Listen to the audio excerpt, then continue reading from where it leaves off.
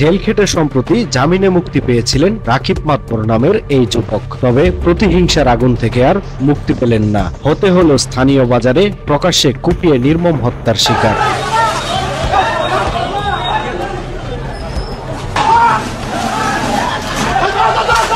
শিবচর বাজারের ইউসিবি ব্যাংকের বুথের সামনে এভাবে প্রকাশ্যে কুড়াল দিয়ে কুপিয়ে হত্যা করা হয় রাকিব মাতবরকে। রোববার রাত 1:30টার দিকে পূর্বশত্রুতার জেরেই এই হত্যাকাণ্ড ঘটে বলে ধারণা করছে পুলিশ।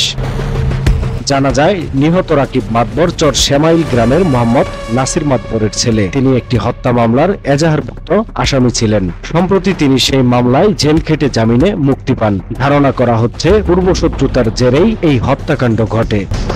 হত্যাকারীরা এলোপাতাড়ি কুপিয়ে দ্রুত ঘটনাস্থল ত্যাগ করেন। এর পরপরই আশেপাশের লোকজন গুরুতর আহত অবস্থায় রাকিব মাতবরকে উদ্ধার করে প্রথমে শিবচর উপজেলা স্বাস্থ্য কমপ্লেক্সে নিয়ে যান। সেখানে কর্তব্যরত চিকিৎসক পরীক্ষা নিরীক্ষা শেষে উন্নত চিকিৎসার জন্য তাকে ঢাকা মেডিকেল কলেজ হাসপাতালে রেফার করেন। এরপর ঢাকায় নেওয়ার পথেই তার মৃত্যু হয়।